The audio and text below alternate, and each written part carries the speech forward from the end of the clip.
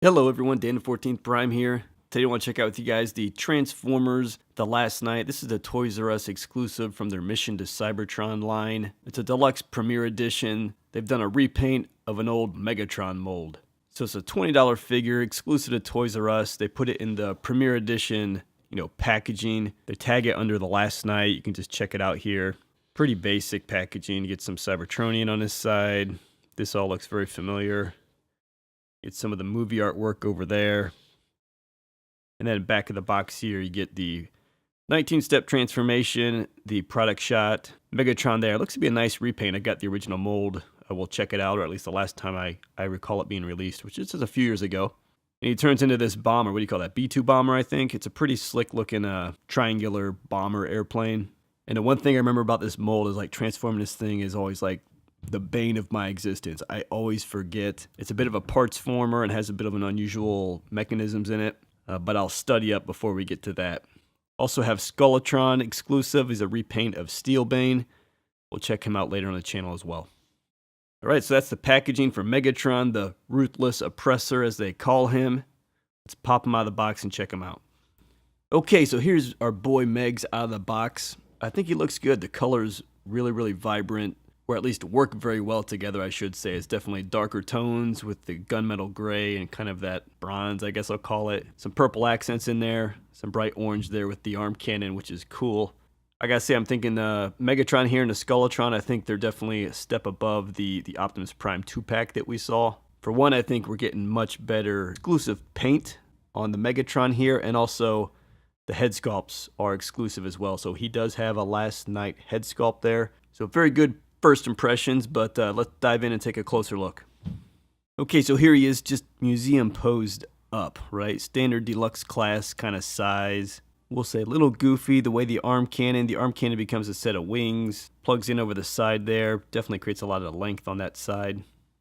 There you can get a better look at that, but I will say a lot of the paint work I think is really good. What you're seeing here is just a thing with the mold. I mean, it's got pretty hollow legs on the backside there. But otherwise, all the way around, I think it's all right. Check out some of those paint apps on the arm there. A lot of nice accent painting on this figure. And color-wise, you're getting, the base gray, kind of gunmetal. You're getting the purple accents, the bronze, I'll call it, and the orange on the cannon. And then the cannon also, a bit of a different, kind of more metallic, or lighter, I should say, gunmetal type gray. Nice Cybertronian print on it as well. So a lot of color in the figure for being a darker overall shaded figure. Okay, so on the right here is the last time we saw the mold. It was a Deluxe Class Generations, released sometime before the Combiner Wars. I remember it coming with a comic book. Missing his right hand here. This guy's been demoted to my son's Transformers box. But definitely was a nice looking figure. You got a lot of like purple, light purple, a more metallic kind of gunmetal gray, so they darkened it up for this figure. You get some red accents in there. And overall, this purple is like very light. And a bit of a darker purple here. So they kind of went with a gray, silver, metallic, purple, lighter purple, kind of accent scheme to what we see over here. So both figures, I think, used color well. Obviously, the big difference there on the head sculpt. I will say I like that head sculpt. I think it works with that type of figure. Slapping on the Last Night head sculpt. I mean, I get it. You're trying to promote it with the movie. But I just don't think it looks as good. And there's something about it where it just sits lower. I don't quite get what they've done. This one very cleanly sitting on this kind of light purple plate, very flush, so it sits up nice and high. This one over here, for some reason, it sits down in that head socket there, which buries his head underneath this kind of elevated chest piece. So kind of difficult to see the head sculpt, but there at least you've got the reference point for where this guy was most recently coming from.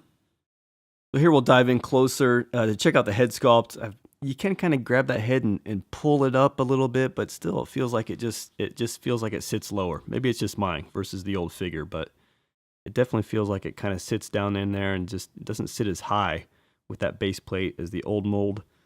But here you can check out the head sculpt. I think they did a decent job. It's deluxe class, right? So it's missing some robustness of the detail, but they're getting the overall shape right. They've got the kind of battle mask horns there on there. And they did basically just paint a silver face on him, or dark silver, you know, and red eyes. Then we'll just go down and let you check it out. I mean, it's detailed really well. And I like the mold, you know, for Deluxe class, being that B2 bomber, I think it's cool. I like how the chest transforms like that. There's a mechanism here to kind of pop it out wide. So I think it looks good. You get the Decepticon logo. The colors work.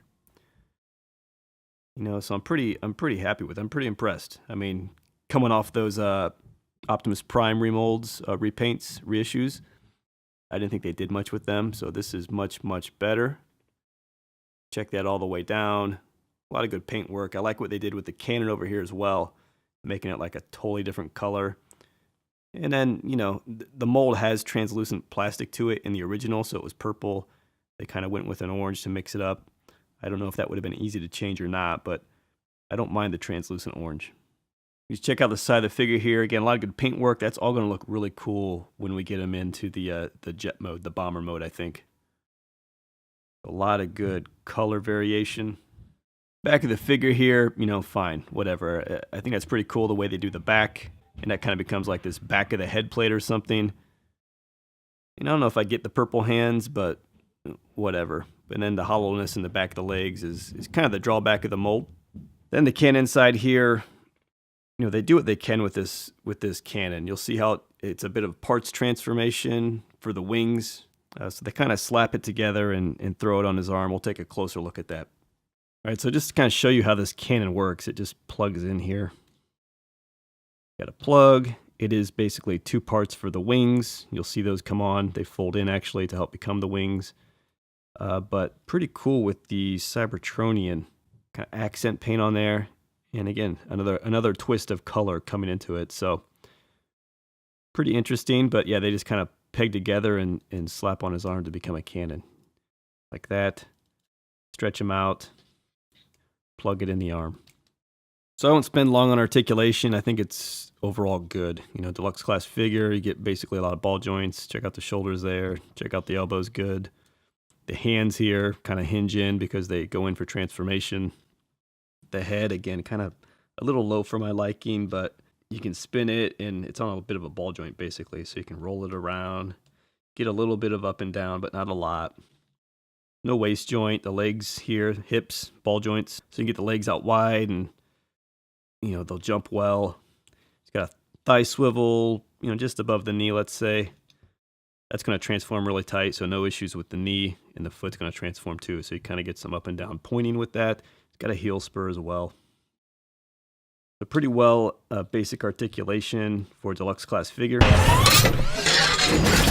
Okay, so let's go ahead and transform Megatron here. Let's pop off the cannon here first. Again, this guy's kind of like the bane of my existence of a deluxe class, but let's flip up the chest and just kind of flatten him out like this. And he's got this weird mechanism here where this chest piece pegs in up top. So unpeg that and pull forward these kind of shoulder pieces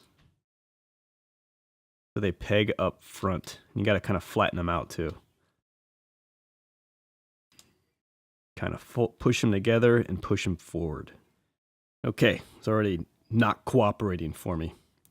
Come downstairs, twist the legs in, so face each other, spin them up, point the toes, spin them up, point the toe, bring the shin piece around to cover,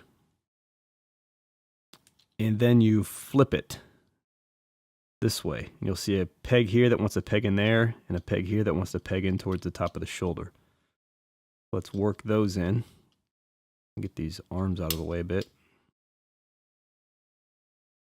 So those will fold in like that. Again, just kind of flip it around. Not the most intuitive either when you think about trying to put this thing together.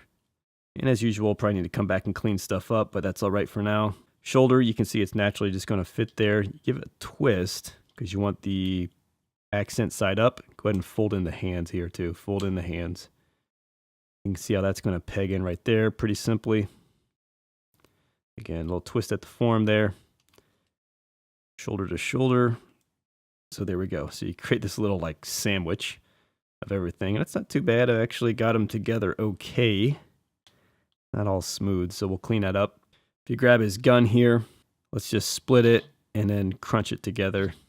Crunch it together. If you grab the base, and the wing like this. Let's go ahead and tuck in the purple Wajabi. Just fold that up.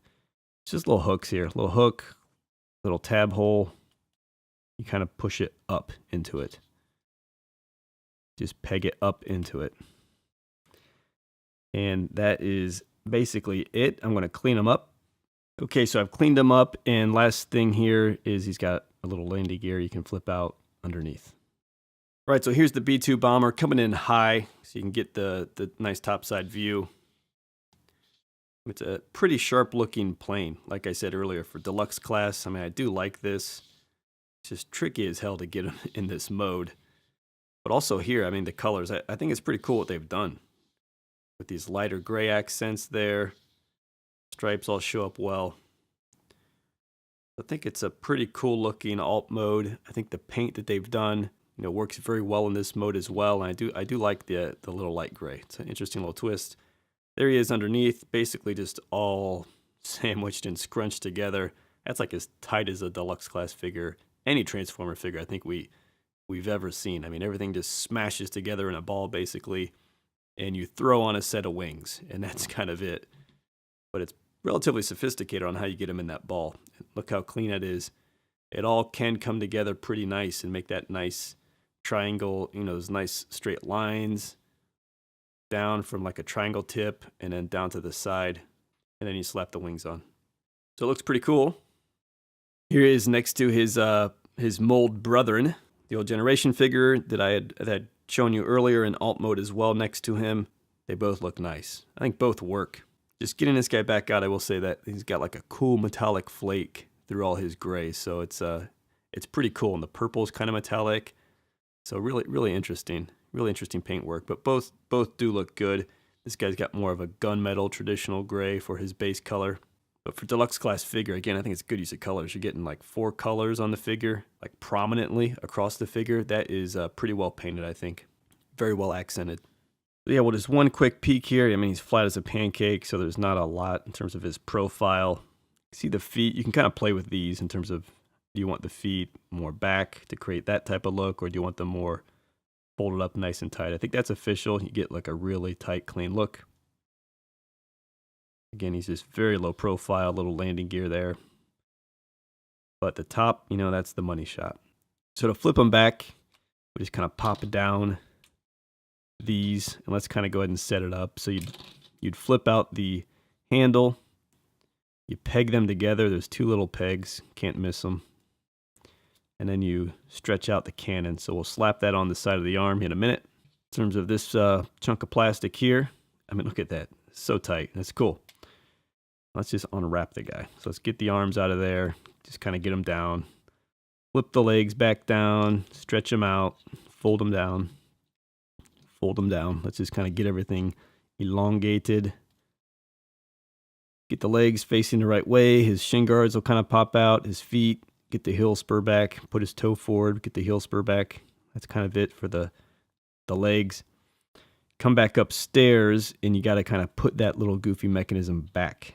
Make sure I can show you this, but you kind of lift up on the chest here. Pull it back, I should say, first. Fold down. Lift this up. And it's going to go up on this little peg hole here. So let's just kind of stretch that up there. As you do that, basically the whole torso just kind of takes shape. So there's a pretty cool mechanism in there. Arms basically fall in line here. Let's just get them facing the right way. Flip out the hands. You may give the arms a little bit of a twist and flip out the hands. And that's kind of it. And the security thing is really just making sure, let's make sure you fold up the landing gear. It kind of happens automatically, but the security peg is making sure that chest will peg into that waist. And that holds the overall torso together. And then you just grab your little cannon assembly and peg it in. So that is how you go back. So there you have it, guys. The ruthless oppressor, the merciless tyrant, Megatron, Deluxe class, Toys R Us exclusive. A very nice repaint with a new head sculpt of an old Transformers Generation Deluxe figure. So I think definitely stepped up from what we saw with the Optimus Prime figures. You can check out that video if you haven't seen it. The obvious issue is, this fundamentally has nothing to do with the movie. This wasn't how Megatron looked from an alt mode perspective in the movie. So they're exclusive overall as a line. I mean, they're a little bit half-baked, I think, personally. But I like the mold. interesting twist with the head sculpt. I think the colors are very vibrant and very cool. So if you haven't picked up this Deluxe class figure, you know, this one's as cool as the one I just showed you there on the Generations line. Different twist. Both of them, I think, are pretty slick. But if you're all about the movie line and movie accuracy, this obviously won't be for you. But for a lot of other fans, collectors, I mean kids, quite frankly, looking for a Deluxe class Megatron, we don't get a lot of Deluxe class Primes and Megatrons these days anymore. You know, it's a decent one to pick up. He's been on eBay as well. Check the link in the description below. I think you can get him for a decent price. Not too much of a premium these days relative to the $20 MSRP, so check the link. Hope you liked the video. See you next time.